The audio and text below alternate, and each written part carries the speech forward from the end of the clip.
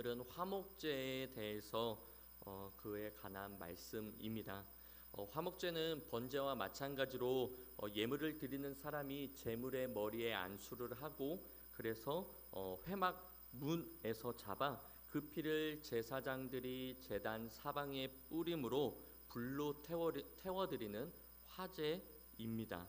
그런데 번제와는 다르게 화목제, 이 번제는 소를 드릴 때 수컷으로만 드렸지만 이 화목제는 수컷뿐만 아니라 암컷도 드릴 수 있었습니다.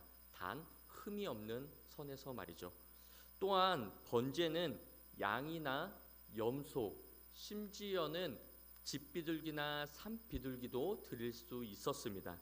그에 반면 화목제는 양이나 염소를 드리는 것은 같지만 비둘기는 드릴 수 없었습니다.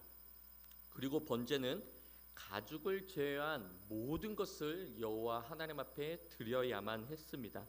그러나 화목제는 가장 좋은 것이라고 할 수 있는 기름만을 하나님께 드리고 나머지 제물의 고기는 사람이 이웃들과 함께 나눠 먹을 수 있었습니다. 이런 면에서 번제와는 조금 다른 화목제의 모습을 볼 수 있습니다. 또한 번제는 하나님께 온전히 다 드린 완전한 헌신이라면 화목제는 하나님과의 관계 그리고 이웃과의 관계, 즉 하나님과 이웃 간의 완전한 관계를 의미합니다. 이로써 번제는 완전한 헌신, 또 우리가 지난주에 배웠던 소제는 완전한 순종, 그리고 오늘의 화목제는 완전한 관계를 의미하고 있습니다. 이는 예수 그리스도의 사역을 예표하는 것입니다. 능력 많으신 예수님께서 아무런 능력 없으신 것처럼 십자가 위에서 완전히 자기 자신을 헌신하셨죠. 그리고 이 모든 것이 아버지의 뜻이었기에 완전한 순종으로서 나아가셨습니다. 그래서 그 십자가 위에서 물과 피를 다 쏟으심으로 우리의 죄를 사해 주셨죠. 그러므로 하나님과의 이 죄로 인한 단절됨을 완전히 하나 되게 해 주셨습니다.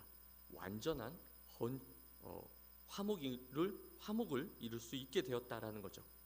그러므로 레위기에 등장하는 이 5대 제사는 결국 예수 그리스도를 예표하는 것입니다. 예수 그리스도의 사역을 예표한다라고 볼 수 있는 거죠. 화목제는 아까도 말씀드렸지만 관계라고 할 수 있습니다. 하나님과의 또 인간 간의 관계, 또한 인간과 인간 간의 관계, 즉 완전한 관계를 의미합니다. 왜냐하면 화목제를 하나님께 드린 후 그 제물은 유일하게 사람이 먹을 수 있었기 때문입니다. 유일하게 사람이 먹을 수 있다는 것이 관계란 무슨 상관일까요?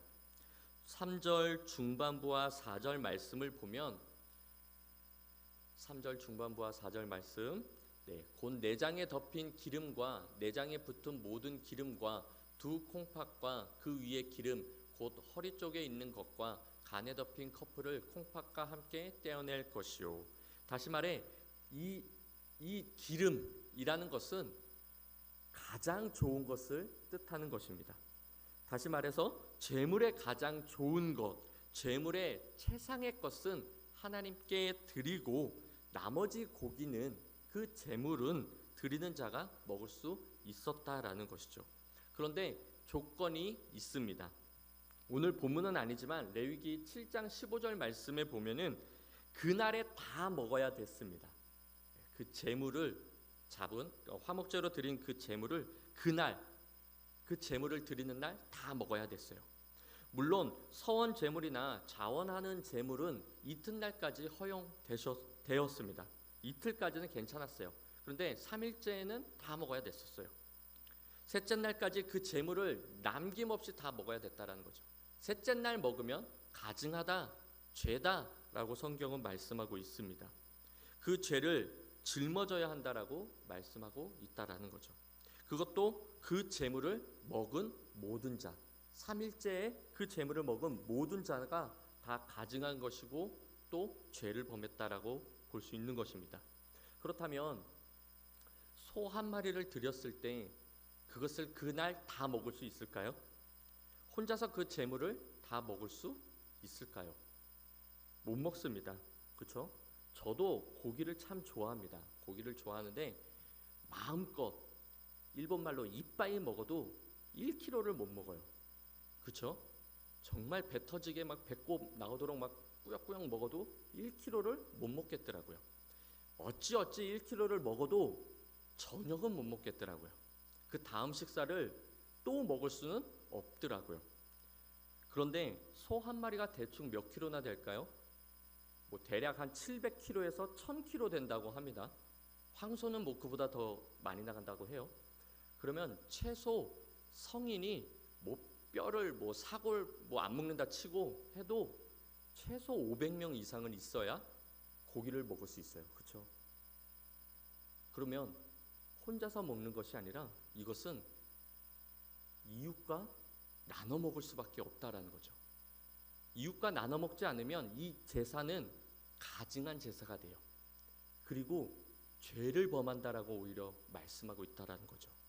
그러니 이 화목제는 결과적으로는 인간과의 관계를, 더 나아가서는 하나님과의 관계를 말씀하고 있다라는 거예요. 이는 내 가족을 넘어서, 내 친족을 넘어서 이웃에게, 그것도 먼 이웃에게, 생판 모르는 사람에게까지 나눠야지만이 가능한 제사라는 거예요. 우리 교회는 그런 분들이 없지만 뭐 저 먼 교회에서는 간혹 그런 경우도 있다라고 해요. 네. 예배는 정말 최상의 예배를 드리는데 예배를 드리고 난 이후에 이웃 간의 나눔이 없다라는 거예요. 내가 먼저 엘리베이터를 타네, 내가 먼저 차를 타네, 서로 양보 없이 다툼이 있다라는 거죠. 받은 바 은혜가 있음에도 불구하고 그 은혜를 나누지를 못한다라는 겁니다. 오히려 받은 바 은혜를 나만 간직한다면 결국 그 제사는 가증한 제사가 될 수밖에 없어요. 하루 이틀에 이것을 다 먹어야 되는데 그러지 못하기 때문에 가증한 제사가 될 수밖에 없다라는 거죠. 그 예배는 오히려 죄라고 말씀하고 있어요. 우리는 분명 하나님께 예배를 드리는데 그 예배를 하나님은 죄라고 말씀하고 계신다라는 거예요. 마태복음 18장에 1만 달란트 빚진 자의 비유가 나옵니다. 1만 달란트 빚진 자가 갚을 길이 없자 주인이 그 몸과 또 그 아내, 자식들 다 팔아서 빚을 갚으라라고 막 다그쳐요. 그러자 이 1만 달란트 빚진 자가 바짝 엎드려 이번만 참으소서 내가 다 갚으겠나이다 라고 하자 그 주인이 불쌍히 여겨 그 1만 달란트를 다 탕감해 주었어요. 기쁜 마음으로 집으로 돌아가는 이 1만 달란트 탕감받은 자가 자신에게 빚진 100데나리온 빚진 자를 보자 그의 멱살을 잡고 내 돈 갚으라고, 왜 안 갚으냐고 막 다그칩니다. 이 100데나리온 빚진 자도 무릎을 꿇고 이번만 나를 용서해달라고, 내가 다 갚으겠다라고 말하자 아랑곳하지 않고 그를 오히려 옥에 가두게 됩니다. 이 모습을 들은 그 주인이 결국 어떻게 합니까? 그를 이전에 있었던 모든 것 다 없던 일로 하고 그도 감옥에 가둡니다. 온전한 최상의 예배는 반드시 하나님께 온전히 드려야 하지만 그 이후엔 반드시 이웃과 나눌 수밖에 없다는 것입니다. 오늘 받은 바 은혜, 오늘 예배를 통해 깨달은 내게 부어주신 하나님의 그 은혜와 그 사랑, 이 감격, 이 은혜를 이웃에게 나눌 수밖에 없다라는 거예요. 그 모든 것을 내 가족, 내 남편, 내 아내, 내 자녀들, 더 나아가 내 가까운 친족, 또 나와 함께하고 있는 뭐 직장 동료, 더 나아가서는 오늘 처음 만난 그 먼 이웃, 버스에서 스쳐 지나갔던 그이든, 가정중앙시장을 걷다가 내 어깨를 친 그 사람이든 그에게까지 이 하나님의 은혜와 사랑이 흘러 넘쳐야 된다라는 거예요. 즉 예배를 드린 후 화합이 이루어져야 한다라는 것입니다. 왜요? 하나님을 만났기 때문에. 예배를 통해 우리는 하나님을 만났기 때문에. 하나님께로부터 1만 달란트를 탕감받았기 때문에. 1만 달란트를 빚진 나를 탕감해 주신 분이 바로 하나님이시고 그 하나님을 내가 만났기 때문에. 그러니 사함받은 내가 그깟 100데나리온 빚진 자를 용서 못하겠냐 이거죠. 탕감할 수 없냐 이거죠. 그러므로 화목제는 우리가 잘 아는 샬롬인 것입니다. 이 샬롬은 단순한 평강, 다툼 없는 그러한 상황, 상태 이러한 것을 말씀하고 있는 게 아니에요. 마이너스가 단순히 제로가 됐다 이러한 것을 뜻하는 것이 아닙니다. 마이너스가 단순히 제로를 뛰어넘어 플러스까지 돼야지만이 그것이 샬롬인 거예요. 죄로 인해 하나님과 나 사이에 완전히 단절된 것이 하나 되는 상태까지 가는 것. 원수였던 하나님과 나와 원수였던 그 관계가 그냥 원수가 아닌 제로가 된 것이 아니라 더 나아가 화합, 자녀까지 되어져 가는 것, 그것이 바로 샬롬인 것입니다. 찢어진 것이 아무런 흔적도 없이 사라지는 그것을 깨끗해진 상태를, 완전히 깨끗해진 상태를 말하는 것, 그것이 바로 샬롬이에요. 그래서 예수님은 평강의 왕이십니다. 하나님과 우리를 완전히 하나 되게 하신 분이십니다. 예수 그리스도가 십자가 위에서 물과 피를 완전히 쏟으심으로 말미암아 성소의 휘장이 둘로 완전히 찢어졌어요. 죄로 막힌 담이 완전히 허물어졌습니다. 그래서 우린 예수 그리스도만을 통해서 하나님께로 나아갈 수 있게 되었다는 것이에요. 이것이 샬롬입니다. 이 샬롬이 하나님과 나 사이뿐만 아니라 나와 내 가족, 나와 내 이웃, 나와 내 친족, 직장 동료, 그리고 먼 이웃들까지 샬롬이 흘러가야 된다라는 거예요. 나눠져야 합니다. 그래서 본문 1절은 번제와는 다르게 수컷뿐만이 아니라 암컷을 드리는 것도 허용하셨다라는 거예요. 왜 하나님은 번제와는 다르게 수컷뿐만이 아니라 암컷도 허용하셨을까요? 그것은 화목제가 죄로 소원해진 하나님과 인간 사이를 화목하게 하는 제사인 만큼 하나님과 화해하고 친교를 나누는데 남녀노소, 빈부격차, 귀천, 빈부귀천의 구별이나 차별이 있을 수 없음을 보여주기 위함이셨던 것입니다. 그래서 번제에서는 드릴 수 있었던 비둘기를 화목제에서는 드릴 수 없었던 거예요. 왜요? 비둘기는 나눌 수 없기 때문이죠. 물론 콩 한쪽도 나눠 먹을 수 있습니다. 그런데 이 비둘기 누구 코에 붙이겠냐 이거죠. 그것을 나눴을 때 뭐 얼마만큼의 기쁨이 함께 할 수 있겠냐 이거죠. 그래서 큰 재물, 소, 양, 염소, 암컷, 수컷 상관없이 흠이 없다면 다 드릴 수 있었던 것입니다. 그래야 함께 나눌 수 있고 그래야 화목할 수 있기 때문에, 더불어 함께 살 수 있기 때문에 그렇게 하셨다라는 거죠. 우리 하나님은 아무리 작은 것이라도 받으십니다. 그것이 비둘기든 곡식이든 하나님은 받으셔요. 그러나 우리가 서로 나눌 때에는 너무 작으면 또 안 된다라는 거예요. 할 수 있는, 내가 드릴 수 있는 최상의 것으로 드려야만 함께 나눌 때 넉넉히 나눌 수 있는 그러한 제물로 드렸을 때 그 기쁨이 배가 된다라는 것이죠. 그래서 우린 나와 가까운 이웃뿐만이 아니라 누구와도 샬롬이어야 한다라는 거예요. 왜요? 그렇지 않으면 가증한 예배로밖에 되지 않기 때문에, 그렇지 않으면 아무리 예배를 드려도 그 예배가 죄로 그칠 수밖에 없기 때문에. 그래서 우린 1시간 드려지는 이 예배도 물론 중요합니다. 그런데 어쩌면 이 예배뿐만이 아니라 우리가 이 예배 못지않게 예배 이후의 삶의 예배도 더 중요할 수도 있다라는 거예요. 그러므로 바라옵기는 저와 여러분 우리 모두가 늘 샬롬으로 가득하시기를 우리 주님의 이름으로 간절히 소망합니다.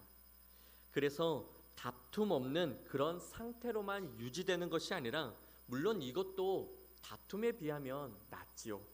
그러나 여기서 더 나아가 내가 비록 손해보는 것 같지만 내가 드린 재물인 것 같지만 이미 받은 예수 그리스도의 사랑과 그 은혜를 나눔으로 또는 전파함으로 또는 내 삶을 통해 증거함으로 이웃에게까지 더 나아가 먼 이웃에게까지 나누는 저와 여러분 우리 모두의 화목제가 되시기를 우리 주님의 이름으로 간절히 축원합니다. 그래서 완전한 샬롬으로 충만한 삶이 되시기를 우리 주님의 이름으로 간절히 축원합니다. 사랑하는 서부제일교회 성도 여러분, 말씀을 마치려고 합니다. 화목제 역시 피 흘림이 있어야 합니다. 제사를 드리는 자가 그 제물에 안수를 하고 회막문 앞에서 잡고 제사장들은 그 피를 제단 사방에 뿌려야만 했습니다.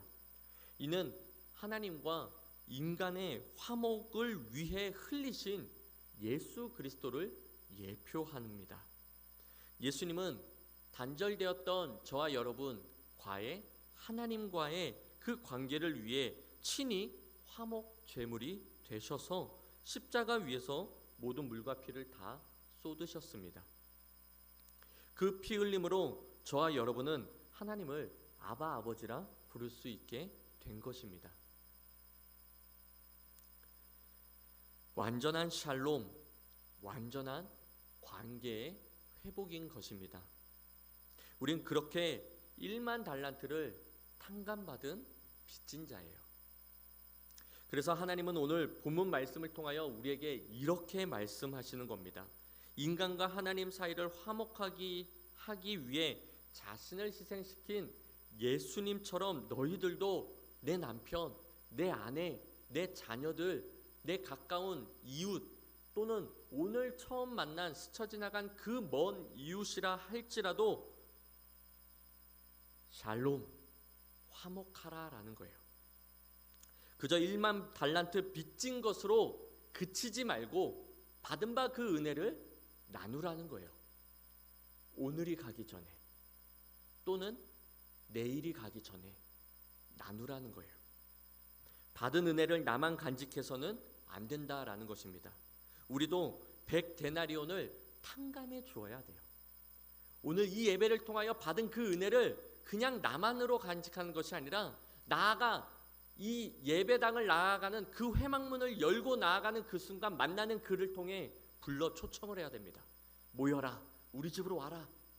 그리고 나의 받은 이 은혜를 그에게 쏟아 부어야 돼요. 내가 하나님께 이러한 은혜를 받았다. 그 은혜를 나눠야 돼요. 증거해야 된다라는 거죠. 살아계신 하나님을, 살아계신 예수 그리스도를 그 십자가 위에서 물과 피를 쏟으시면서 우리를 위해 희생하신 그 예수 그리스도를, 그 복음을 증거해야 된다라는 거예요. 이게 화목제물입니다. 이게 화목제예요. 받은 바 은혜 나만 간직한다고 그 예배가 성공한 것이 아니라 온전한 화목제는 나눌 때에 비로소 온전한 예배로 온전한 성공이 이루어진다라는 것입니다. 하나님께 받은 이 은혜와 이 사랑을 나도 그에게 나눠줘야 한다라는 거예요. 물론 내 힘으로 안 됩니다. 나랑 관계가 편한 이웃은 괜찮죠. 아우 집사님 오세요, 우리 집으로 와.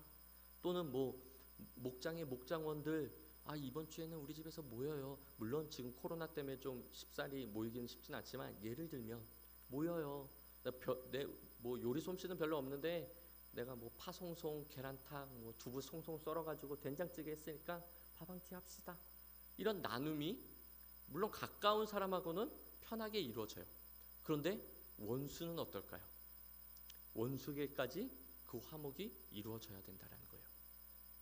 500명이 안 된다면 이 받은 바 은혜가 물론 뭐 요만큼 받은 은혜라면 뭐 요만큼만 나누면 되겠죠. 근데 진짜 소를 드렸을 때 그 소만큼의 내가 은혜를 입었다면 그 소를 나눌 때에는 500명, 600명 몰라요. 반근 드시는 분은 뭐 더 뭐 1000명 이상도 될 수도 있겠죠. 그러려면 내 가까운 이웃으로 그칠 수가 없지요. 더 나아가야 돼요. 그렇죠? 오늘 내일 다 먹으려면 더 나아가야 돼요. 그러면 정말 미운 그라도 초청해야 됩니다. 그래야 내가 드린 이 예배가 하나님이 기뻐 받으시는 향기로운 화제가 되기 때문에, 화목제가 되기 때문에 심지어 원수라 할지라도 화의 초청을 해야 돼요. 내 힘으로 안 되는 이 일, 그 방법을 하나님께서 우리에게 말씀해 주시고 계십니다. 5절입니다. 함께 읽어볼까요? 아론의 자손은 그것을 제단 위에 불 위에 있는 나무 위에 번제물 위에서 살을지니. 아멘. 번제물 위에서 살라야 된다라고 말씀하십니다. 번제물이 무엇입니까? 인간의 죄를 사하시기 위해서 제물이 되신 예수 그리스도의 완전한 헌신을 말씀합니다. 헌신을 상징하는 거예요. 그러므로 번제물 위에 화목제물을 살으라고 하신 것은 진정한 화목은 예수 그리스도를 통해서만 가능하다라는 거예요. 예수님께서도 내가 곧 길이요 진리요 생명이라고 말씀하셨잖아요. 나를 통하지 않고는 아버지께로 올 자가 없다라고 말씀하셨잖아요. 즉 예수 그리스도가 빠진 대접은 진정한 화목이 될 수 없다라는 거예요. 예수 그리스도가 빠진 친절은 진정한 화목이 될 수 없다라는 것입니다. 예수 그리스도가 빠진 그 용서는 진정한 화목 제물이 될 수 없다라는 거예요. 초대교회를 보십시오. 그곳에는 남자, 여자 또는 부자와 가난한 자, 심지어 주인과 종 사이에서도 화목, 샬롬이 있었어요. 늘 기쁨이 충만했다라고 성경은 기록하고 있습니다.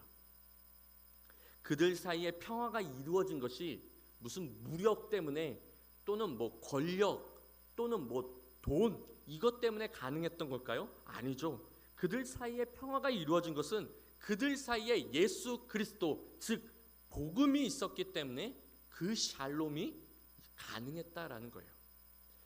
즉 예수 그리스도 때문에 가능하다라는 거예요. 그러므로 그리스도가 전파되는 곳은 어떤 곳이든 평화가 넘칠 수밖에 없다라는 거예요. 그래서 우리 목장에 진정한 샬롬이 있기를 원하신다면 우리 목장에 예수 그리스도가 있으셔야 됩니다. 먼저 나에게 예수 그리스도가 있어야 되고 더 나아가 목장에, 그래서 목장원들이 다 예수 그리스도로 충만해야 돼요. 그럴 때 그 목장은 샬롬, 그리고 더 나아가 그 목장들이 샬롬의 목장들이 모였을 때 우리 서부제일교회는 샬롬, 더 나아가 우리 서부제일교회 같은 이 샬롬의 교회들이 모였을 때 이 인천은 샬롬. 그들이 가는 곳곳마다 그리스도의 향기를 나타내고 그리스도의 사랑을 증거하고 받은 바 그 은혜를 이웃들에게 나눌 때에 그곳엔 샬롬, 진정한 화목이 이루어질 수 있다라는 것입니다. 사랑하는 서부제일교회 성도 여러분, 지금 여러분의 가정이나 직장 그 안에 분쟁과 갈등으로 인해 어려우십니까? 그렇다면 그 속에 그리스도의 복음을 전파하십시오. 그 속에 그리스도의 말씀이 선포되도록 하십시오. 그 속에 그리스도의 사랑과 그리스도의 은혜가 나로 인해 흘러넘치도록 하십시오. 그러면 분열이 있는 그곳이라 할지라도 화목이 이루어질 줄 믿습니다. 다툼이 있는 그곳에 참된 평화가 임할 줄 믿습니다. 그러한 삶으로 하루하루를 산다면 우리가 이번 주에 우리 그 작정하잖아요. 영혼, 그 영혼들 우리가 초청하는 그날 올 수밖에 없을 줄 믿습니다. 그 날을 위해 오늘부터 우리는 샬롬의 삶을 살아가야 되는 거예요. 그리고 제일 마지막, 제일 중요한 것은 한 가지, 이것이 일회성이 아니라 단회적으로 끝날 것이 아니라 한 번 하고 마는 행동이 아니라 영원한 규례로 지켜야 합니다. 17절입니다. 너희는 기름과 피를 먹지 말라. 이는 너희의 모든 처소에서 너희 대대로 지킬 영원한 규례니라. 한 번 드릴 규례가 아니라 영원한 규례래요. 우리가 이웃과의 나누는 이 화목이 한 번 그치는 것이 아니라 계속해서 그치래요. 이에 관련된 비슷한 성경의 신약은 예수님께서 70번씩 7번이라고도 용서하라고 말씀하고 있는 거예요. 단회적으로 그치라고 말씀하지 않는다라는 것이죠. 한 번 했으니 됐어가 아니라 주님 오시는 그날까지 우리의 삶의 예배 속에서 날마다 영원히 샬롬, 화목이 이루어져야 한다라는 것입니다. 우리 옆 사람과 이렇게 인사 나눌까요? 샬롬, 샬롬. 네. 가정에서 유튜브로 또 이렇게 또는 버스에서 혹시 핸드폰으로 보고 계시는 분들도 옆에 계신 분한테 샬롬, 네, 인사 한번 하시죠. 오늘 이 인사의 이 말이 그냥 인사로 그치는 것이 아니라 이제부터 우리의 삶 속에서 행동으로 나타내지는 저와 여러분 우리 모두가 되기를 우리 주님의 이름으로 간절히 축원합니다.